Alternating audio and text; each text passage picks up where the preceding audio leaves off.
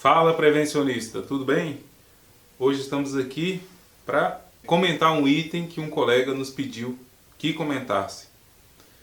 O nosso amigo Alexandre Trajano pediu para que a gente falasse sobre até que ponto essa crise impacta no setor prevencionista.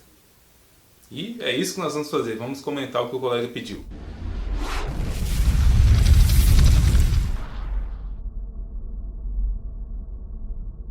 Já vou adiantando que realmente a crise impacta sim, né, o setor de segurança do trabalho.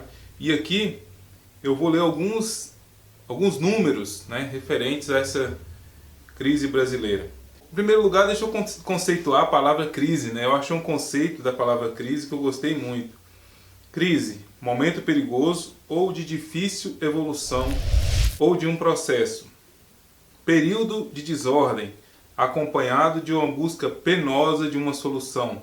Exatamente isso que é uma crise, né? É um período de desordem.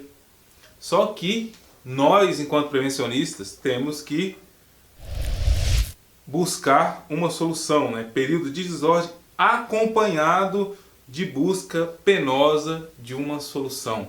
Então, mesmo debaixo dessa penosidade, desse sofrimento que a gente tem passado, a gente tem que continuar em busca de uma solução. Então vamos lá, momento atual do país. Nós temos uma redução no poder de compra. Só em 2015 o poder de compra do brasileiro diminuiu em 3,8%. Isso parece pouco, mas o problema é que vem se acumulando. E esse foi o pior resultado em 25 anos. Em 25 anos foi o pior resultado, foi o ano em que o brasileiro teve seu poder de compra mais encolhido. E isso mostra que muitas coisas que a gente podia comprar, a gente não pode comprar mais. Eu, por exemplo, aqui em casa, também estou passando um momento difícil com essa crise. Tive que abandonar projetos, cortar gastos, fazer umas verdadeiras adequações, né, para passar por esse momento difícil. Na empresa é a mesma coisa. O empregador também sente com a crise. Às vezes a gente pensa, o empregador ele tem muito dinheiro, etc. Não, na verdade, o empregador não tem muito dinheiro. Para nós, a gente pensa que ele tem muito dinheiro, mas ele queria ter mais. Acontece que cada pessoa está inserida num contexto social. Para mim, ganhar 100 mil reais por mês é muito dinheiro. Para um grande empresário, pode ser pouco, porque o meu padrão de vida é um e o padrão de vida do empresário é outro. Cada um tem uma realidade diferente. E eu não posso comparar a minha realidade com a realidade do empregador. Para ele estar lá com um padrão de vida de ganho de mais de 100 mil por mês, ele teve que pagar um preço, né? Ao passo que eu, para mim ter o meu padrão de vida hoje bem abaixo disso, eu também tive que pagar meu preço. Então a gente não deve pensar que o empregador tem dinheiro para jogar pela janela. Não, as empresas também estão em dificuldades.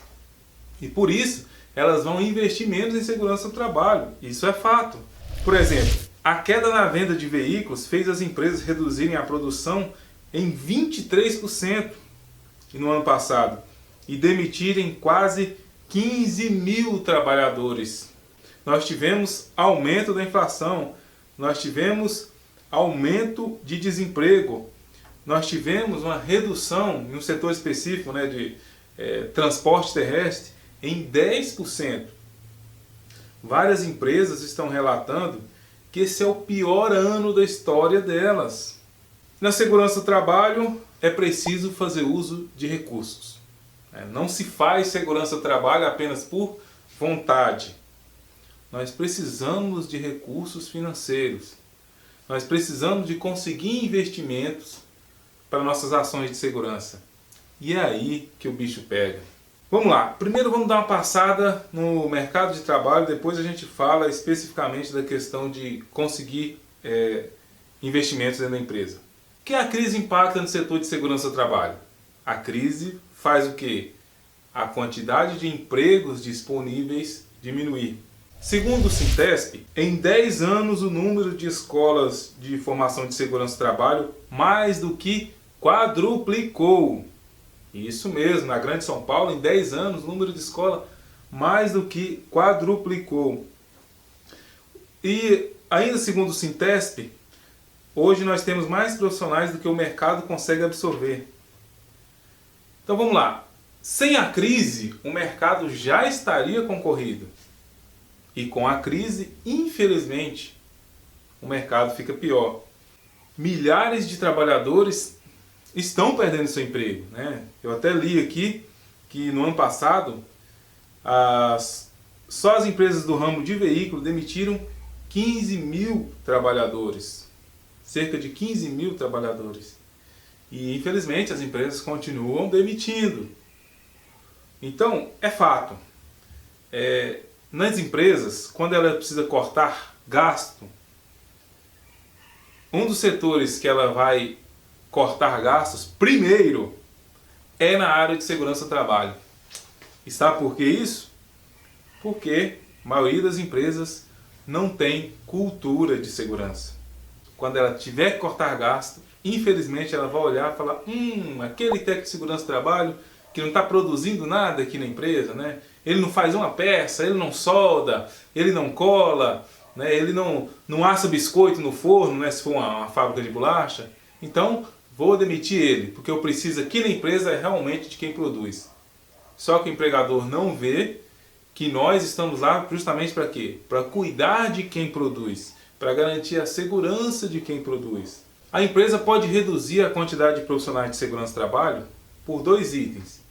Item 1, porque uma vez reduzindo o quadro de empregados, naturalmente, dependendo do tamanho da redução de empregados, ela vai, por força da norma mesmo, poder reduzir a quantidade de membros do SESNIT, né, de profissionais do SESNIT na empresa. Segundo item, é que por conta da crise ela pode ir diretamente nos profissionais do SESNIT e demitir alguns deles, ou no caso de empresa que só tem o técnico, demitir o técnico.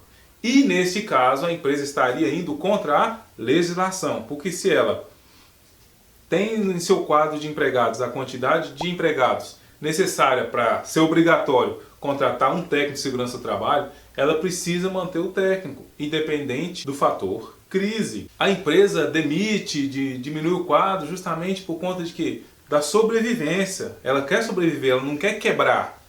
Então, por conta disso, o empregador, infelizmente, demite, né? E, em alguns casos, os profissionais que vão perder a vaga primeiro são os profissionais do setor de segurança do trabalho.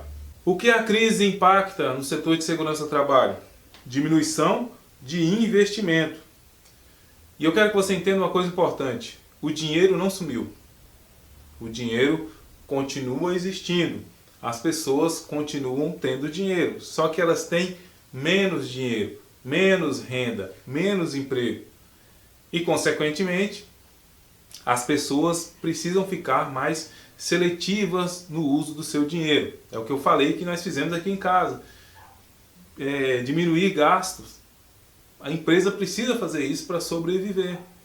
E, por conta disso, na área de segurança do trabalho, às vezes o investimento que era certeiro antes da crise, hoje passa a não ser tão certo assim. Demanda do profissional de segurança do trabalho se desdobrar para conseguir realmente convencer esse empregador a investir em segurança do trabalho. Ficou mais difícil conseguir recursos para a área de segurança do trabalho, mas não ficou impossível. É claro também que cada empresa é de uma forma, então eu não teria como chegar aqui e determinar uma fórmula que valesse para todas as empresas. Mas a gente tem algumas premissas básicas para quem precisa buscar investimento no setor de segurança do trabalho nas suas empresas. Então vamos lá, né? O que fazer? A gente precisa de investimento, a gente sabe que o empregador está cortando gastos. Como é que eu vou conseguir convencer o empregador a investir em segurança do trabalho? Você e eu, nós só vamos ter sucesso nessa empreitada se a gente conseguir mostrar para o empregador que investir em segurança do trabalho vai diminuir prejuízos ou vai gerar lucro para a empresa. Foi justamente isso que eu falei, na minha palestra que eu fiz aqui em Goiânia na semana passada. Nós precisamos mostrar para o empregador que nosso trabalho vai garantir lucro para a empresa ou diminuição de prejuízo. Isso é fácil? É claro que não. Se fosse fácil, todo mundo faria. Vou contar uma história para você, história real, um colega lá de Curitiba. Ele chegou para a dona da empresa e falou: olha, a gente precisa montar a CIPA aqui na empresa. A quantidade de empregados aumentou, né? Graças a Deus a empresa da senhora cresceu, então a gente precisa montar a CIPA aqui na empresa da senhora. A mulher virou para ele e falou: não, aqui na minha empresa não, de jeito nenhum, sai para lá com esse negócio de CIPA. Não quero saber de CIPA aqui na minha empresa. Eu vou montar a CIPA aqui na empresa e por conta disso o sindicato vai querer mandar na minha empresa. Vou ter trabalhadores com estabilidade. Não. Não volte a me falar dessa questão de CIPA. Beleza, o colega, né, que é consultor na área de segurança do trabalho, foi embora. Poucos dias depois ele voltou a procurar essa senhora de novo, dona da empresa. Falou: olha, eu no lugar da senhora montaria 2 CIPAs. Aí a mulher já ficou: mas como assim 2 CIPAs? Por quê? Ele falou: olha, a CIPA na empresa da senhora vai diminuir a quantidade de acidentes de trabalho. Por conta disso, a senhora vai ter menos afastamento, vai ter menos gasto com remédio para pessoa acidentada, vai ter menos contratação de mão de obra temporária, vai ter menos encargos do INSS, vai ter menos problemas na justiça, reclamações na justiça. E eles também vão trabalhar para evitar as doenças ocupacionais da empresa da senhora. Por conta disso, a senhora vai ter menos trabalhadores doentes, menos trabalhadores afastados, menos reclamações na justiça. Eles vão fazer tudo isso pela senhora e a senhora não vai ter que pagar nada mais para eles, porque eles já são empregados da senhora. Ele falou: eu no lugar da senhora montaria 2 CIPAs. Aí essa mulher, né, essa dona da empresa, disse que olhou para ele e falou: olha, então vamos fazer o seguinte, pode montar a CIPA, mas monta só uma, viu?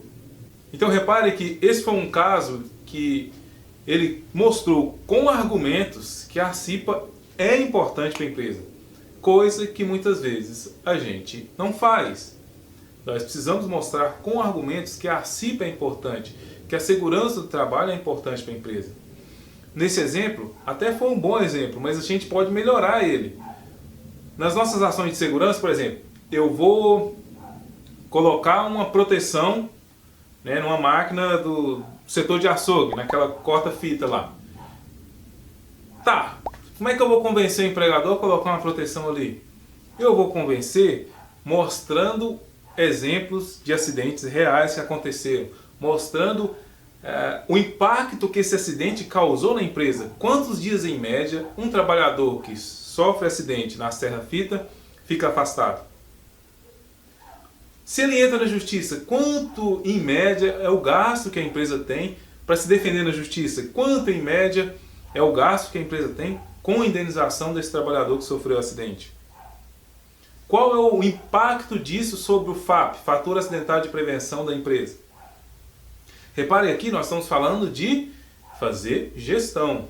É muito importante o profissional de segurança do trabalho entender que o trabalho dele vai muito além de simplesmente entregar EPI na empresa. Entregar EPI para os trabalhadores é apenas uma das atribuições do profissional de segurança do trabalho.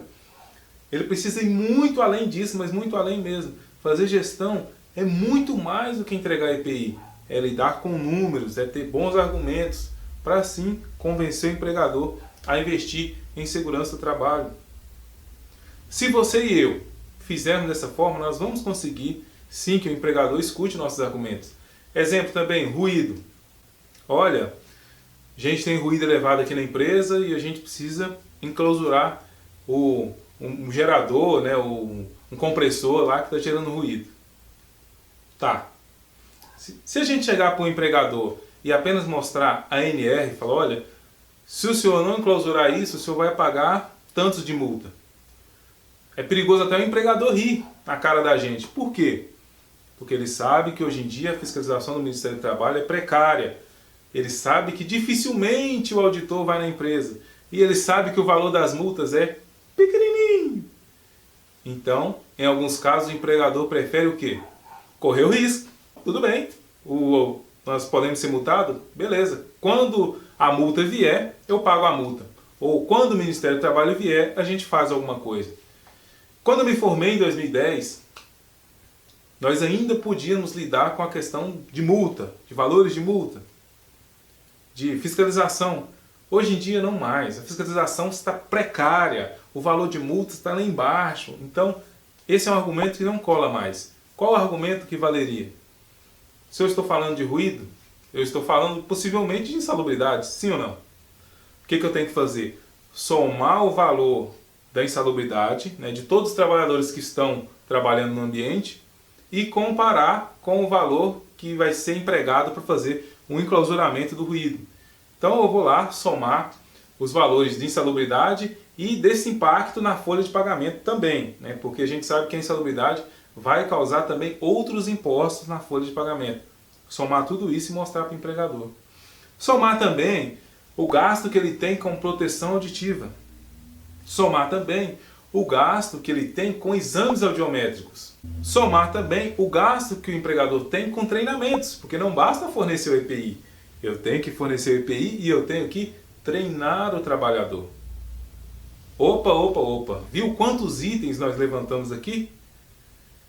Levante todos esses itens, tudo que isso custa para o empregador. No final das contas, sabe qual a conclusão que vocês vão chegar?